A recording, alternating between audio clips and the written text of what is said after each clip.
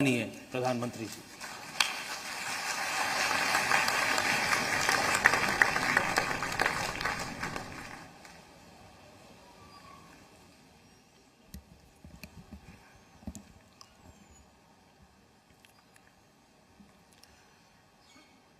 उत्तर प्रदेश की राज्यपाल श्रीमती आनंदीबेन पटेल जी,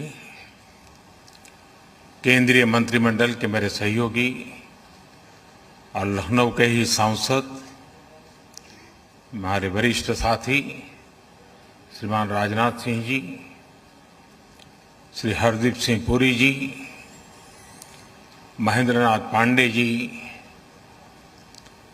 यहाँ के लोकप्रिय मुख्यमंत्री योगी आदित्यनाथ जी, उप मुख्यमंत्री श्री केशव प्रसाद मौर्य जी, श्री दिनेश शर्मा जी, केंद्रीय मंत्रिमंडल के मेरे सहयोगी श्रीमान कौशल किशोर जी, राज्य सरकार के मंत्रीगण, सांसद, विधायकगण, देश के अलग अलग हिस्सों से आए सभी आदरणीय मंत्रीगण, अन्य सभी महानुभाव और उत्तर प्रदेश के मेरे प्रिय भाई और बहनों, लखनऊ आता हूं तो अवध के इस क्षेत्र का इतिहास, मलिहाबादी दशहरी जैसी मीठी बोली, खान पान, कुशल कारीगरी, आर्ट, आर्किटेक्चर, सब कुछ ऐसे सामने की तरफ देखने लग जाता है। मुझे अच्छा लगा कि 3 दिनों तक लखनऊ में न्यू अर्बन इंडिया यानी भारत के शहरों के नए स्वरूप देश भर के एक्सपर्ट्स एकत्र आकर के मंथन करने वाले हैं।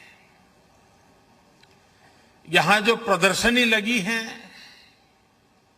वो आजादी के इस अमृत महोत्सव में 75 साल की उपलब्धियां और देश के नए संकल्पों को भली भांति प्रदर्शित करती है। और मैंने अनुभव किया है, पिछले दिनों जब डिफेंस का कार्यक्रम किया था और उस समय जो प्रदर्शनी लगी थी, सिर्फ लखनऊ ही नहीं, पूरा उत्तर प्रदेश उसे देखने के लिए पहुंचा था। मैं इस बार भी आग्रह करूंगा कि ये जो प्रदर्शनी लगी है,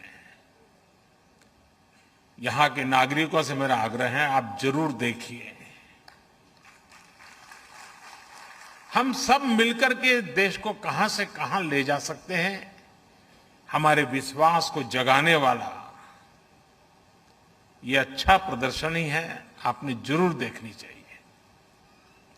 आज यूपी के शहरों के विकास से जुड़े 75 प्रोजेक्ट्स विकास के, उसका भी शिलान्यास और लोकार्पण किया गया है। आज ही यूपी के 75 जिलों में 75,000 लाभार्थियों को उनके अपने पक्के घर की चाबियां भी मिली है। ये सभी साथी इस वर्ष दशहरा, दिवाली, छठ, गुरु पर्व, ईद-ए-मिलाद, आने वाले अनेकों उत्सव अपने नए घर में ही मनाएंगे। अभी कुछ लोगों से बात करके मुझे बहुत संतोष मिला है और भोजन का निमंत्रण भी मिल गया है। मुझे इस बात की भी खुशी होती है कि देश में पीएम आवास योजना के तहत जो घर दिए जा रहे हैं,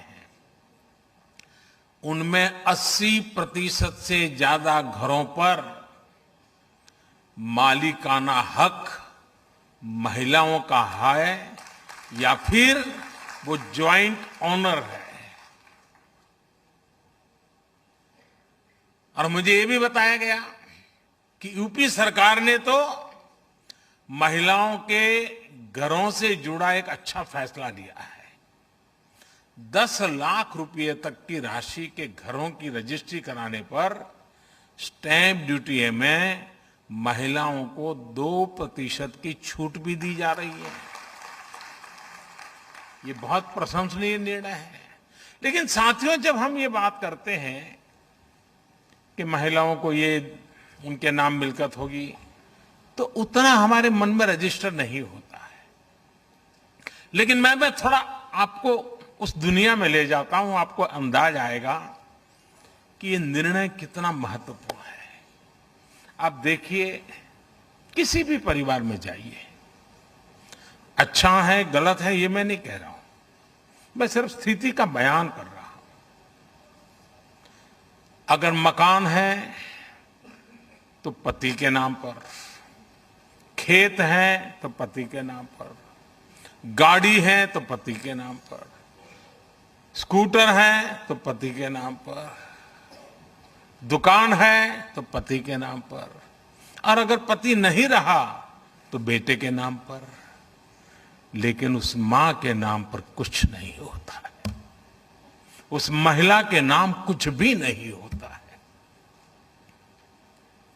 एक स्वस्थ समाज के लिए संतुलन बनाने के लिए कुछ कदम उठाने पड़ते हैं, और इसलिए हमने तय किया है कि सरकार जो आवास देगी उसका मालिकाना हक महिला को दिया जाए।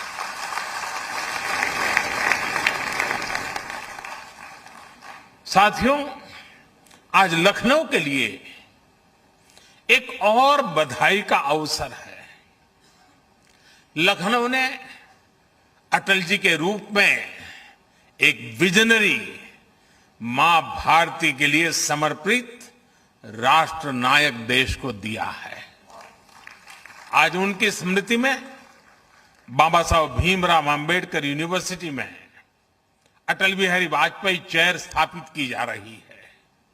मुझे विश्वास है ये चेयर अटल जी के विजन, उनके एक्शन, राष्ट्र निर्माण में उनके योगदान को विश्व पटल पर लाएगी। जैसे भारत की 75 साल की विदेश नीति में अनेक मोड़ आए, लेकिन अटल जी ने उसे नई दिशा दी। देश की कनेक्टिविटी, लोगों की कनेक्टिविटी के लिए उनके प्रयास आज के भारत की मजबूत नींव है। अब सोचिए, एक तरफ प्रधानमंत्री ग्राम सड़क योजना और दूसरी तरफ स्वर्णिम चतुष्क, north east, east west, north south, east west corridor, यानी दोनों तरफ एक साथ दृष्टि और दोनों तरफ विकास का प्रयास। साथियों, वर्षों पहले जब अटल जी ने नेशनल हाईवे के माध्यम से देश के महानगरों को जोड़ने का विचार रखा था, तो कुछ लोगों को यकीन ही नहीं होता था कि ऐसा संभव है।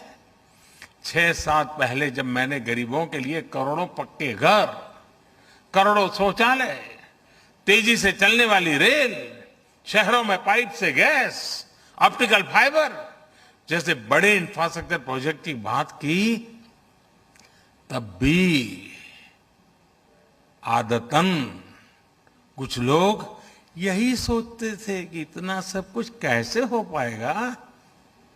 लेकिन आज इन अभियानों में भारत की सफलता दुनिया देख रही है।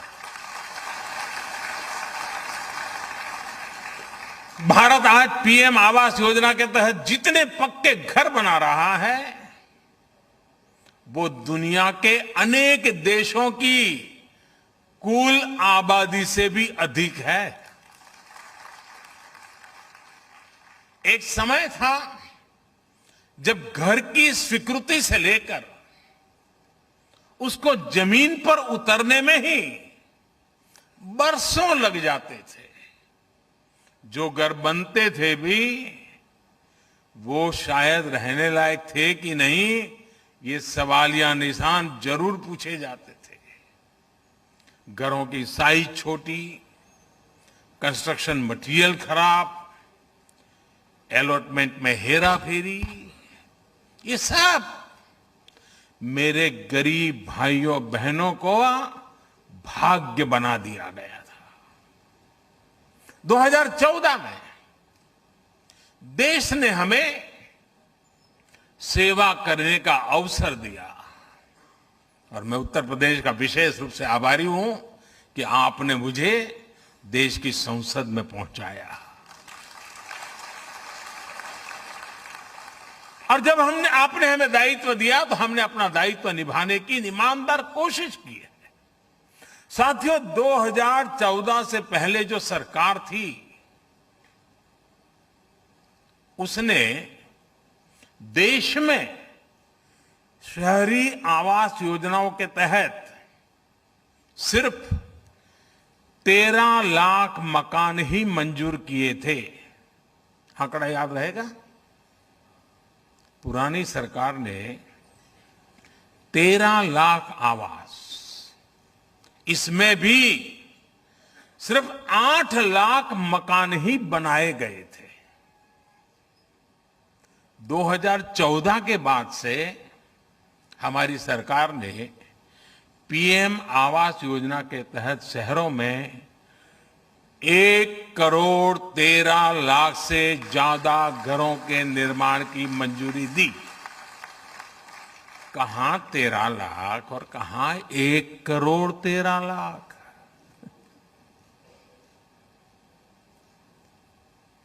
इसमें से 50 लाख से ज्यादा घर बनाकर उन्हें गरीबों को सौंपा भी जा चुका है। साथियों, ईंट पत्थर जोड़कर इमारत तो बन सकती है, लेकिन उससे घर नहीं कह सकते। लेकिन वो घर तब बनता है जब उसमें परिवार के हर सदस्य का सपना जुड़ा हो, अपनापन हो, परिवार के सदस्य जी जान से एक लक्ष्य के लिए जुटे हुए हो, तब इमारत घर बन जाती है। साथियों, हमने घरों के डिजाइन से लेकर घरों के निर्माण तक की पूरी आजादी लाभार्थियों को सौंप दी है। उनको मर्जी पड़े वैसा मकान बनाए। दिल्ली में एयर कंडीशन कमरे में बैठ करके कोई ये तय नहीं कर सकता कि तुम्हारी खिड़की उधर होगी या इधर होगी। 2014 के पहले सरकारी योजनाओं के घर किस साइज के बनेंगे, इसकी कोई स्पष्ट नीति ही नहीं थी।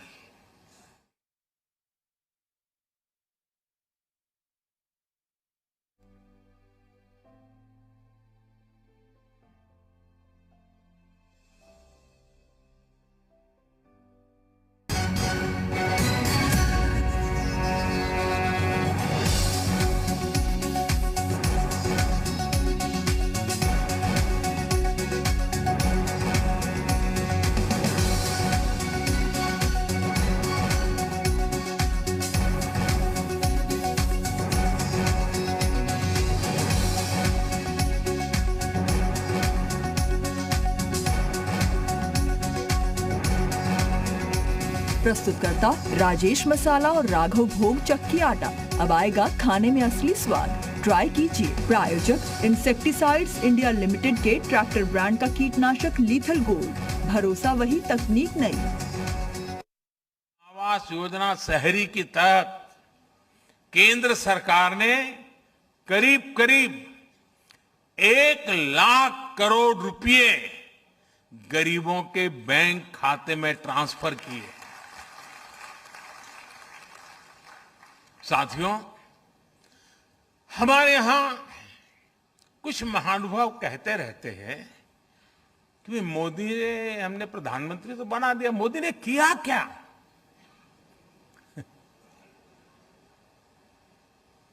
आज पहली बार मैं ऐसी बात बताना चाहता हूं जिसके बाद बड़े बड़े विरोधी जो दिन रात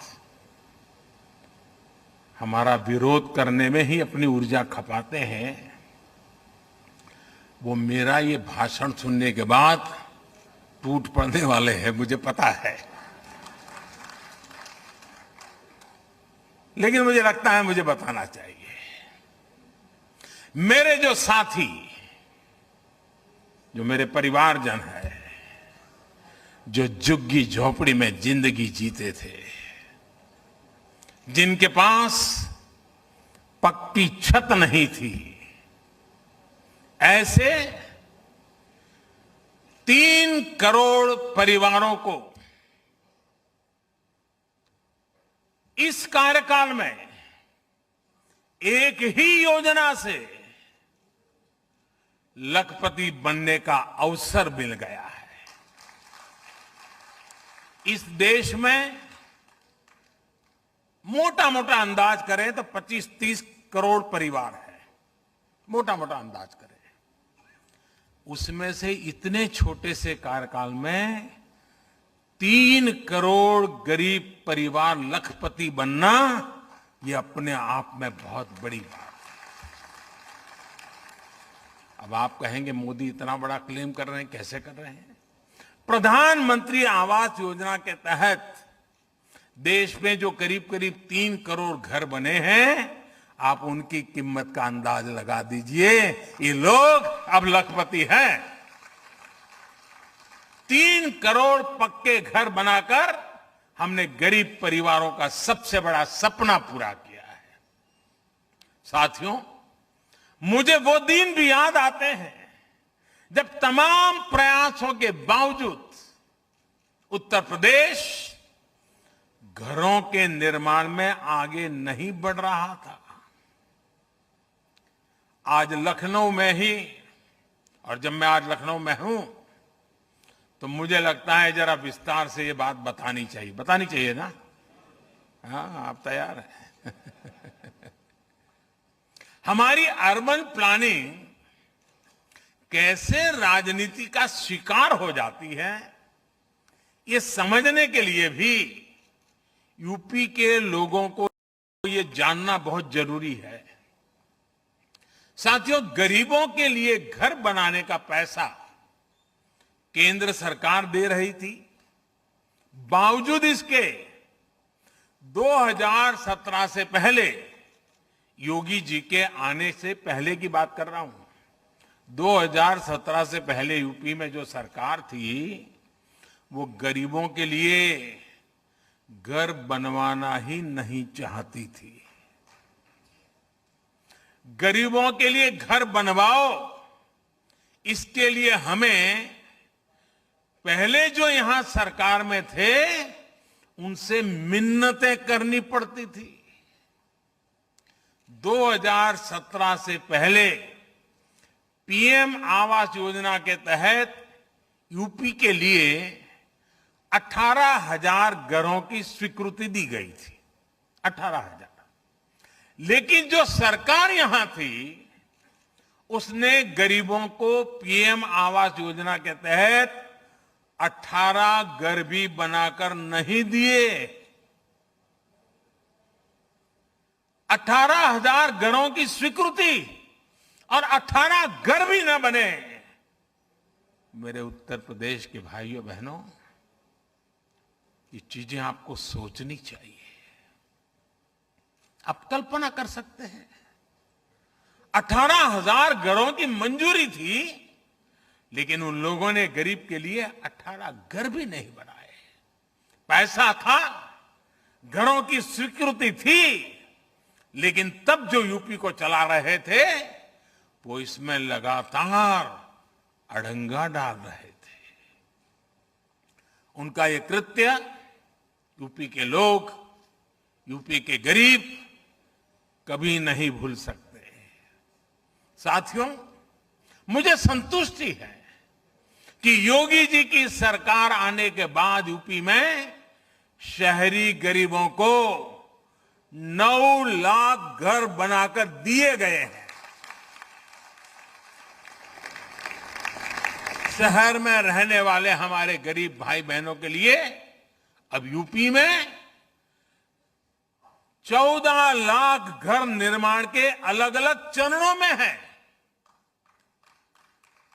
अब घर में बिजली, पानी, गैस, शौचालय ऐसी सुविधाएं भी मिल रही हैं, तो गृह प्रवेश भी पूरी खुशी के साथ, आन बान के साथ हो रहा है।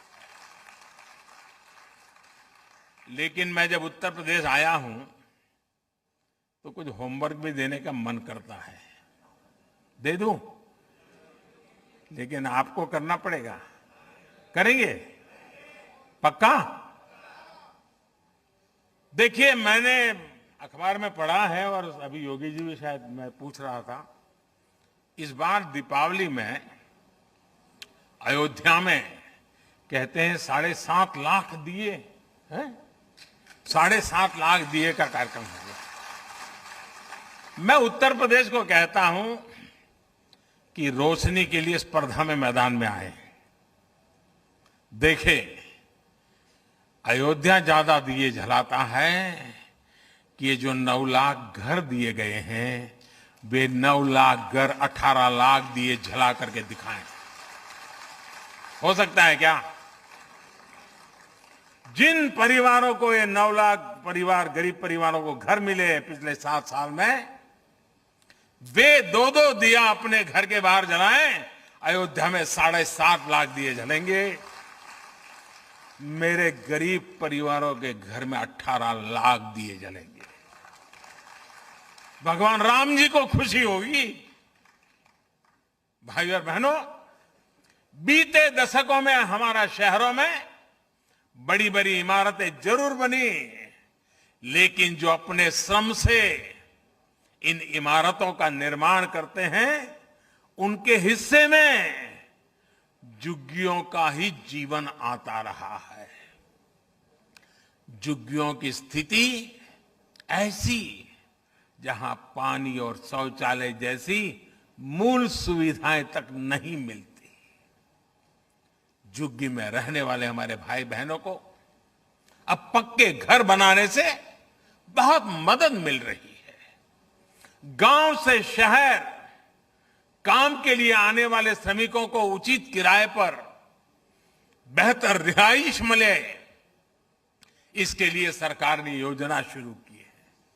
साथियों, शहरी मिडिल क्लास की परेशानियां और चुनौतियों को भी दूर करने का हमारी सरकार ने बहुत गंभीर प्रयास किया है। रियल एस्टेट रेगुलेटरी अथॉरिटी यानी रेरा कानून ऐसा ही एक बड़ा कदम रहा है।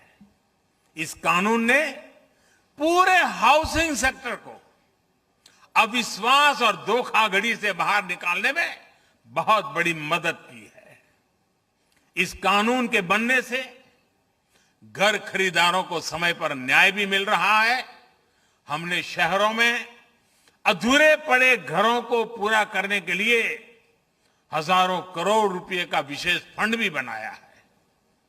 मिडिल क्लास अपने घर का सपना पूरा कर सके, इसके लिए पहली बार घर खरीदने वालों को लाखों रुपयों की मदद भी दी जा रही है। उन्हें कम ब्याज दरों से भी मदद मिल रही है।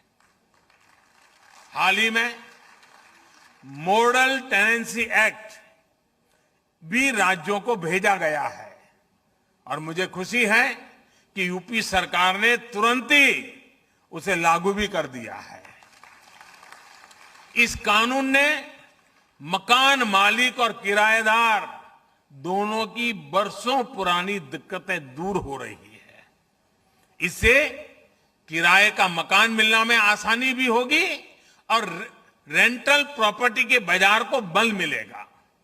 अधिक निवेश और रोजगार के अवसर बनेंगे। भाइयों और बहनों, कोरोना के काल में वर्क फ्रॉम होम को लेकर जो नियम बनाए गए, उनसे शहरी मिडिल क्लास का जीवन और आसान हुआ है।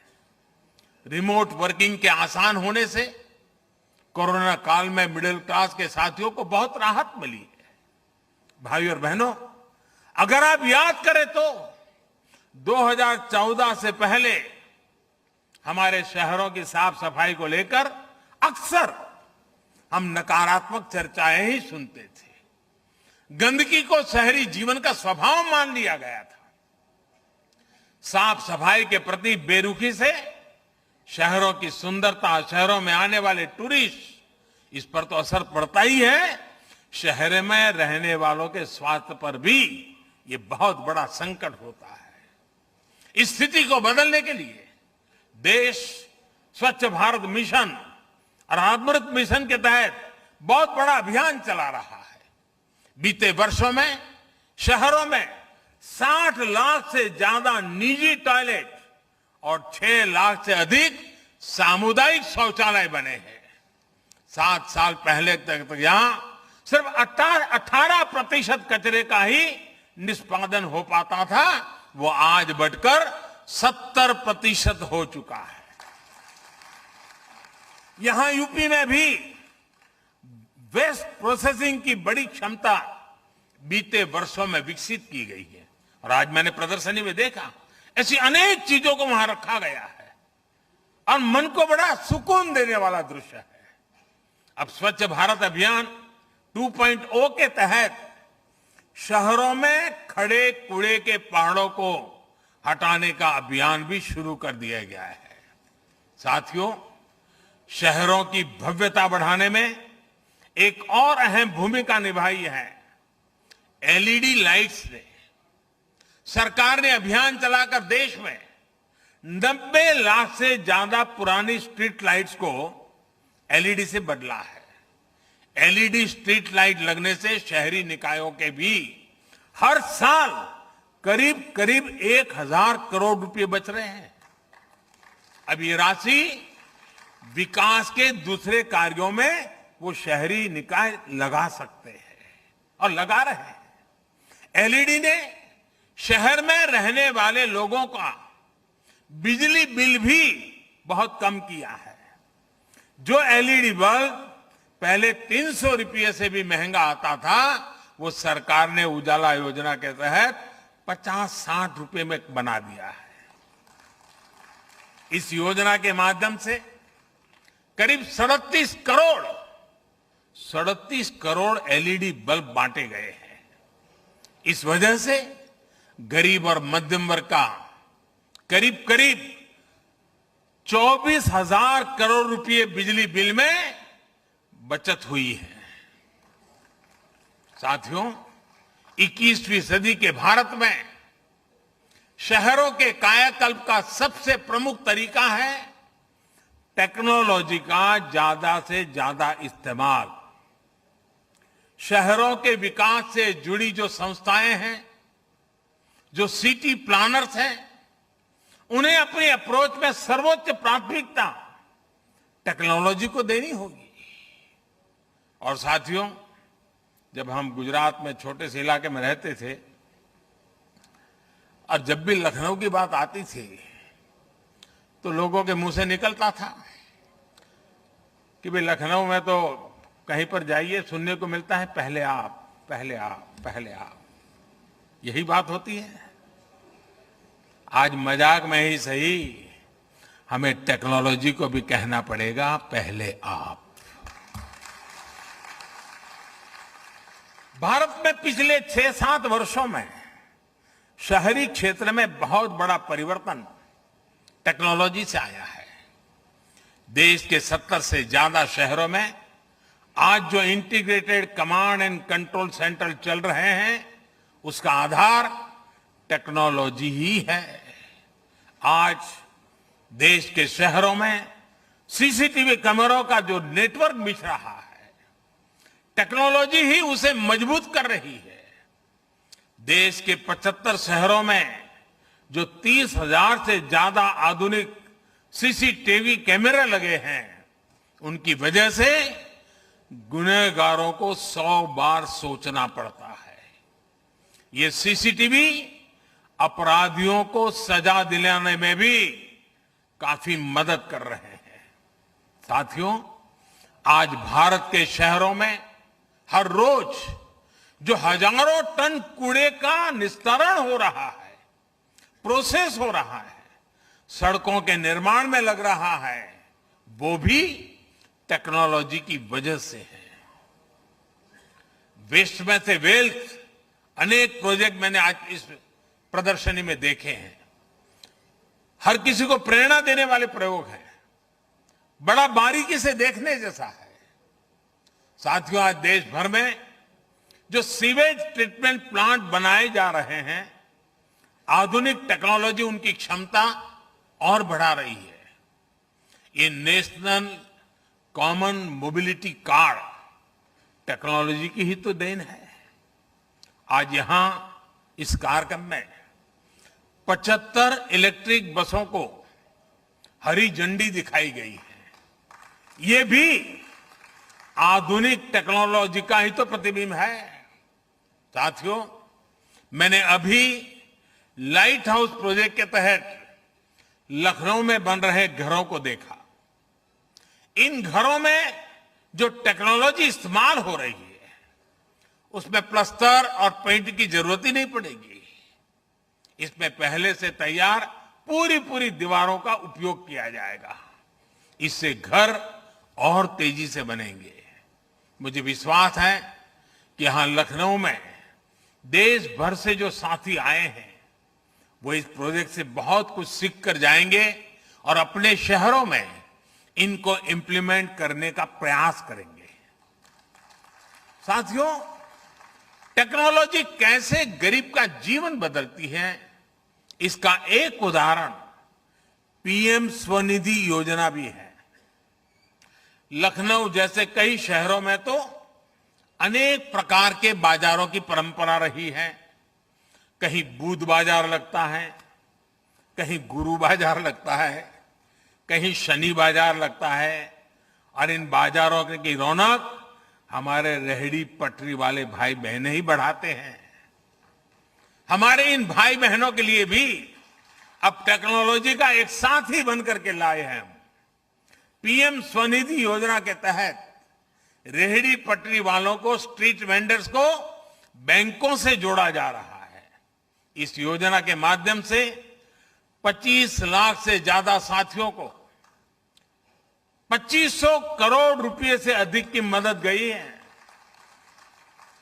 इसमें भी यूपी के 7 लाख से ज्यादा साथियों ने स्वनिधि योजना का लाभ लिया है। अब उनकी बैंकिंग हिस्ट्री बन रही है और वो ज्यादा से ज्यादा डिजिटल लेन देन भी कर रहे हैं। मुझे खुशी है, इस बात की खुशी है कि स्वनिधि योजना का सबसे ज्यादा लाभ पहुंचाने वाले पूरे देश के टॉप 3 शहरों में 2 हमारे उत्तर प्रदेश के ही हैं। पूरे देश में नंबर 1 है लखनऊ और नंबर 2 पर है कानपुर। कोरोना के इस समय में ये बहुत बड़ी मदद है। मैं योगी जी की सरकार की इसके लिए बहुत सराहना करता हूं। साथियों, आज जब मैं हमारे रेहड़ी पटरी वाले साथियों द्वारा डिजिटल लेन देन की बात कर रहा हूं, तो मुझे ये भी याद आ रहा है कि पहले कैसे इसका मजाक उड़ाया जाता था। कहा जाता था कि कम पढ़े लिखे लोग कैसे डिजिटल लेन देन कर पाएंगे। लेकिन स्वनिधि योजना से जुड़े रेहड़ी पटरी वाले अब तक 7 करोड़ से ज्यादा बार डिजिटल लेन देन कर चुके हैं। अब ये थोक व्यापारियों से भी कुछ खरीदने जाते हैं तो डिजिटल पेमेंट ही करते हैं। आज ऐसे ही साथियों की वजह से भारत डिजिटल पेमेंट में नए रिकॉर्ड बना रहा है। जुलाई, अगस्त, सितंबर यानी पिछले 3 महीने में हर महीने 6 लाख करोड़ रुपए से ज्यादा राशि का डिजिटल लेन देन हुआ है। यानी बैंकों में लोगों को आना जाना उतना ही कम हो रहा है। ये बदलते हुए भारत और टेक्नोलॉजी को अपनाते हुए भारत की ताकत को दिखाता है। साथियों, बीते वर्षों में भारत में ट्रैफिक की समस्या और प्रदूषण की चुनौती दोनों पर होलिस्टिक अप्रोच के साथ काम हुआ है। मेट्रो भी उसका एक बेहतरीन उदाहरण है। आज भारत मेट्रो सेवा का देश भर के बड़े शहरों में तेजी से विस्तार कर रहा है। 2014 में जहां 250 किलोमीटर से कम रूट पर मेट्रो चलती थी, वहीं आज लगभग 750 किलोमीटर में मेट्रो दौड़ रही है। और मुझे आज अफसर बता रहे थे कि 1050 किलोमीटर पर काम चल रहा है। यूपी के भी 6 शहरों में आज मेट्रो नेटवर्क का विस्तार हो रहा है। 100 से ज्यादा शहरों में इलेक्ट्रिक बसों के संचालन का लक्ष्य, या फिर उड़ान योजना, ये भी शहरी विकास को गति दे रहे हैं। 21वीं सदी का भारत अब मल्टी मॉडल कनेक्टिविटी की ताकत के साथ आगे बढ़ेगा और इसकी भी तैयारी बहुत तेजी से चल रही है। और साथियों, शहरी इंफ्रास्ट्रक्चर के इन सारे प्रोजेक्ट का सबसे बड़ा सकारात्मक प्रभाव है रोजगार निर्माण। शहरों में चाहे मेट्रो का काम हो, घरों का निर्माण हो, बिजली पानी का काम हो, ये बहुत बड़ी संख्या में रोजगार के नए अवसर बनाते हैं। एक्सपर्ट्स उन्हें फोर्स मल्टीप्लायर मानते हैं। इसलिए हमें इन परियोजनाओं की गति को बनाए रखना है। भाई और बहनों, उत्तर प्रदेश में तो पूरे भारत की भारतीय संस्कृति की प्राणवायु समाई है।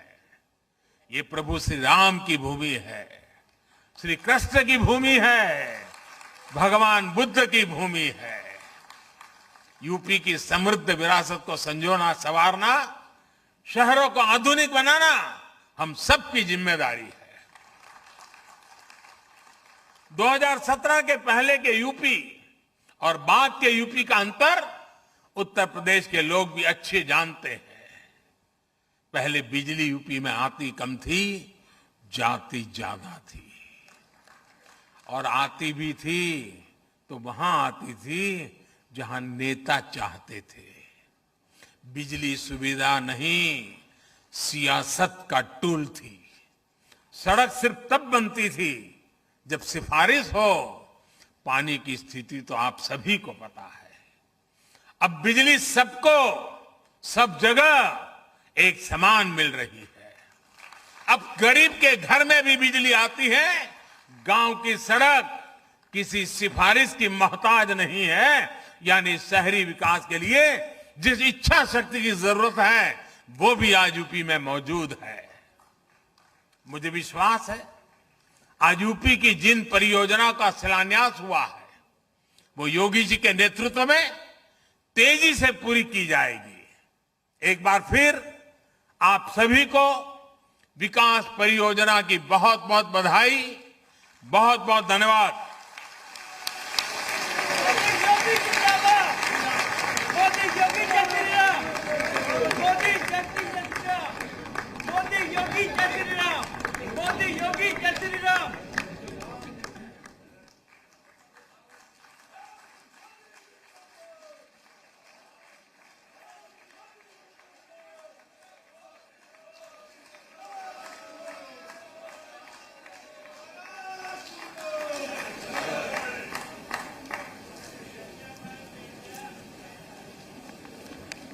धन्यवाद माननीय प्रधानमंत्री जी।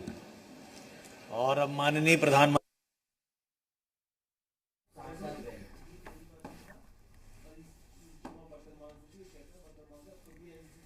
तो ये तस्वीरें इस वक्त आप देख रहे हैं, प्रधानमंत्री का संबोधन आप सुन रहे थे। तमाम ये कार्यक्रम, और उस कार्यक्रम में प्रधानमंत्री संबोधित कर रहे थे। उसकी 6 तस्वीरें भी इस वक्त हम आपको टेलीविजन स्क्रीन पर दिखा रहे हैं। और फिलहाल वक्त एक छोटे से ब्रेक का।